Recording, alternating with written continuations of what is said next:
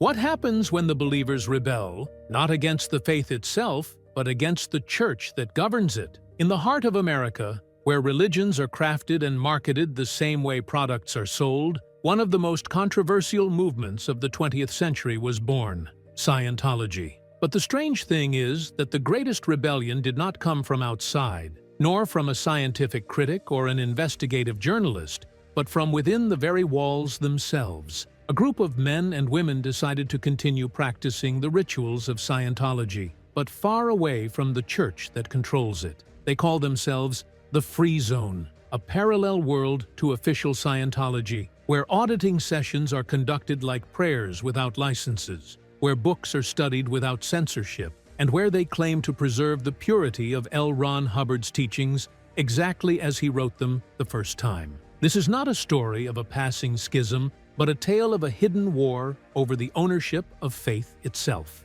Our journey begins here, in the heart of the Free Zone Scientologists. So stay with us until the end, and don't forget to support us by liking the video and subscribing to the channel so that you receive all our new releases.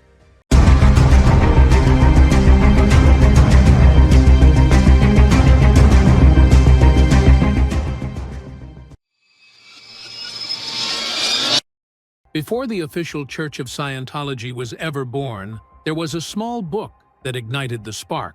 In May 1950, L. Ron Hubbard published his famous book, Dianetics: The Modern Science of Mental Health, a book that introduced itself not as a religion, but as a science of the mind, promising people liberation from fears, psychological pain, and repressed memories. It quickly became a cultural phenomenon in post-World War II America, a nation searching for new paths to psychological and spiritual salvation. But even at that time, divisions began to appear. The California Association of Dianetic Auditors, ADA, was founded in December 1950, the first independent organization to use Hubbard's ideas beyond his direct control.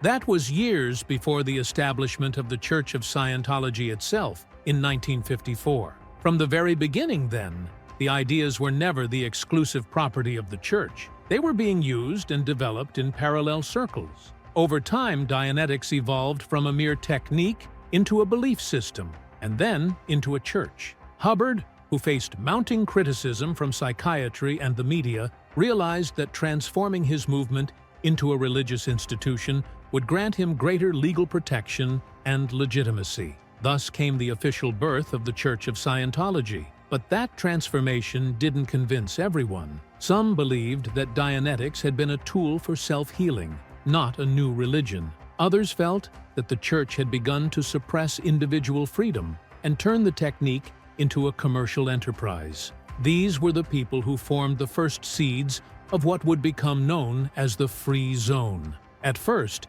it had no recognized name and no clear structure, but it carried one spirit: knowledge belongs to no one. And the work was free, so let it remain free. At the beginning of the 1980s, the church had already transformed into a massive institution, expanding across America and Europe and tightening its grip on members through complex administrative structures and exorbitant fees for each level of spiritual advancement. At that moment, a man named Bill Robertson appeared, a former Navy officer and one of Hubbard's earliest followers. Robertson was a charismatic figure, deeply committed to Hubbard's teachings, yet he saw that the church had strayed from its path. In 1984, he announced the establishment of what he called Ron's Org, meaning Ron's Organization, in honor of Hubbard. And it was from this moment that the term Free Zone appeared for the first time. Robertson presented a semi-mythical vision, linking Earth to cosmic wars and space opera that Hubbard had written about in his texts. But behind these epic tales lay a clear stance: rejection of the church's control and the call to practice Scientology freely, without bureaucracy, and without financial exploitation. However, the Free Zone was not merely a rebellious movement. It was a declaration that Scientology no longer belonged solely to the church. For the first time, a parallel world existed, a rich, powerful, centralized church versus small, scattered groups claiming to be the legitimate heirs of the original teachings. At first glance, the Free Zone might seem like just a smaller and weaker version of the Church of Scientology. Yet behind the seemingly simple surface, there are fundamental differences that made this movement attractive to some, despite its organizational weakness. First difference: absence of centralization. In the official church, everything begins at headquarters and extends downward in a strict hierarchy. Any deviation or modification of texts is considered treason. But in the Free Zone, the rules are less rigid. There is no absolute central authority. Instead, there are independent groups in Europe, America, and Russia, each interpreting Hubbard's texts in its own way while maintaining the core essence of the ideas. Second difference: cost. In the church, progression through the spiritual levels costs tens of thousands of dollars. Every auditing session has a price, and every book or booklet is sold at an official fee. Meanwhile, in the Free Zone, sessions are far cheaper and sometimes free, based on the principle that knowledge should be accessible to everyone.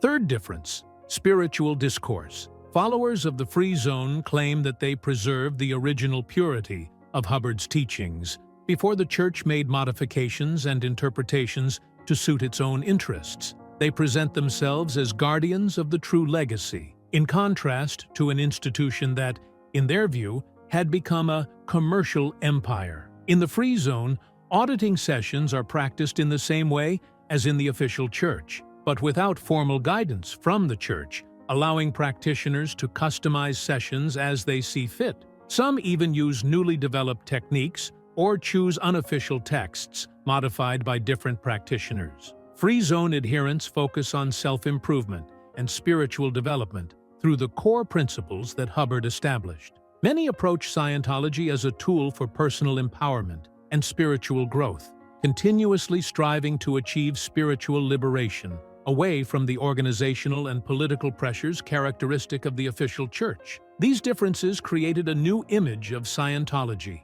no longer a closed, secretive religion, but an open network of practices available to anyone who wants to engage, without needing permission from the high authority. But this freedom did not come without a price. The new scene that emerged from the womb of schism soon began to fragment internally, becoming more divided than its early founders had anticipated.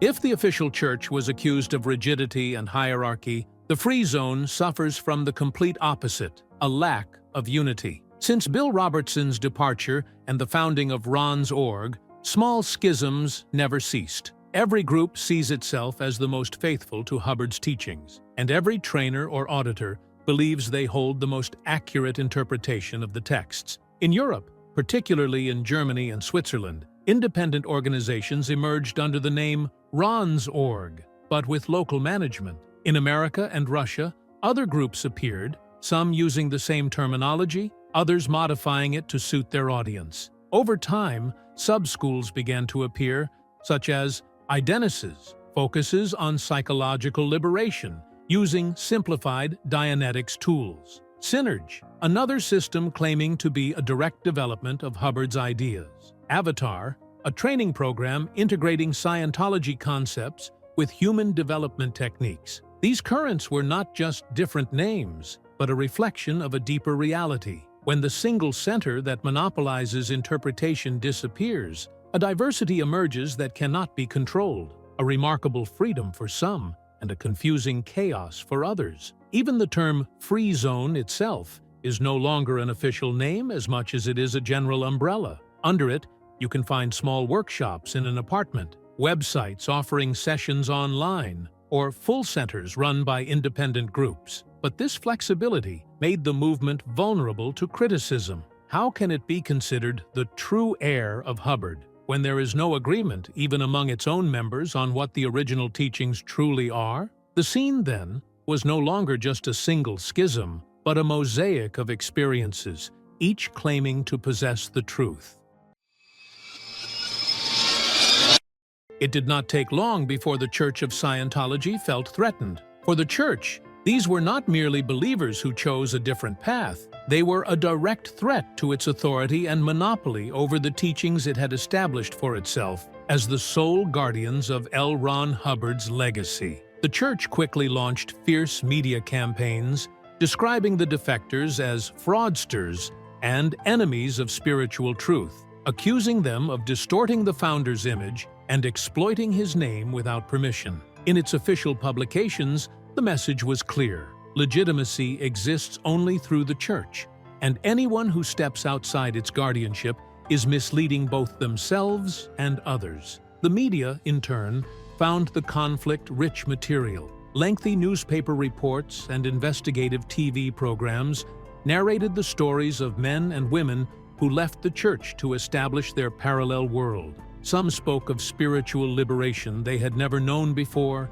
while others revealed details of internal censorship and organizational rigidity that made them feel that faith itself had become more the property of a company than of the soul. Amidst this public confrontation, a third voice emerged, one that was not a direct party to the dispute: academics and scholars of religion.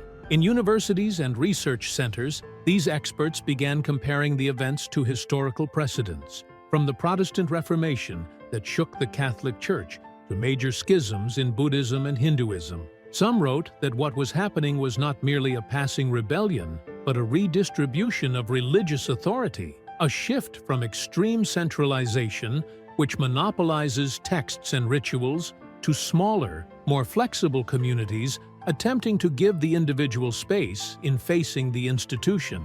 Others went further, considering the crisis as revealing a fundamental contradiction in modern religions. On one hand, claiming possession of absolute truth, and, on the other hand, relying on texts subject to interpretation and rituals that can be practiced outside the official enclosure. But the Church did not limit itself to fighting the battle in media or intellectual arenas. It engaged its lawyers, filed lawsuits accusing defectors of violating intellectual property rights, and pressured governments and regulatory bodies not to recognize any Scientology group outside its direct control. Yet the Free Zone continued to hold its sessions as if praying without licenses, publishing their texts and performing their rituals, defying all threats. It seemed as if the two sides had entered a long attritional war, one armed with law and influence, the other insisting that faith cannot be monopolized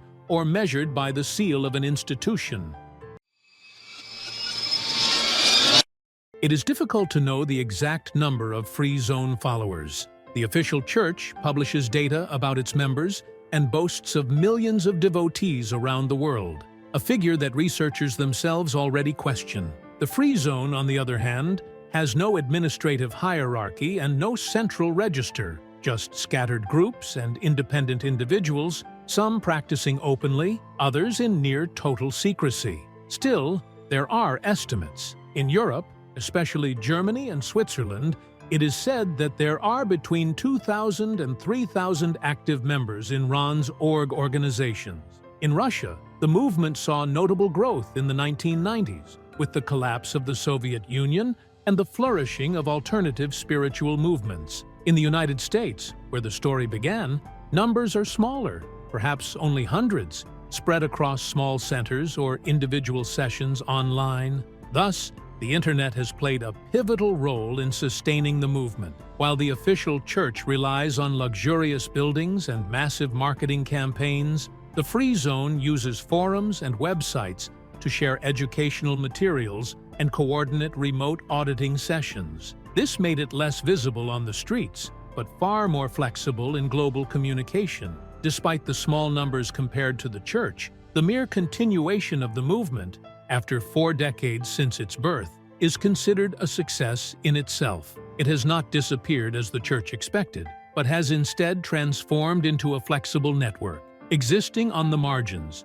reproducing itself with each generation. Today, the existence of the Free Zone cannot be denied, even if it is small. Its presence reminds us that ideas are not easily buried, and even the smallest movements can find their space in the complex world of religions.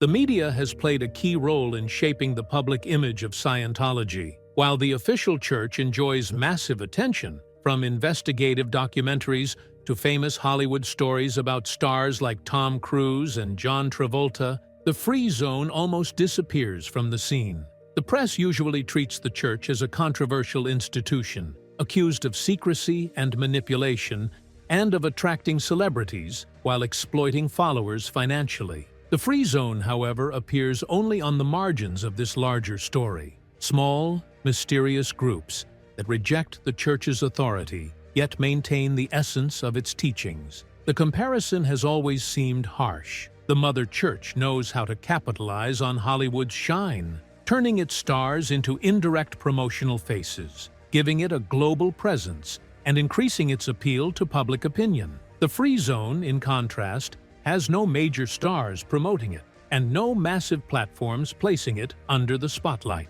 The absence of this glamour makes them appear, in the eyes of the public, as a faceless movement, just small voices lost amid the noise of the official institution. Yet some see them as the moderates, who preserved the original idea from the church's domination.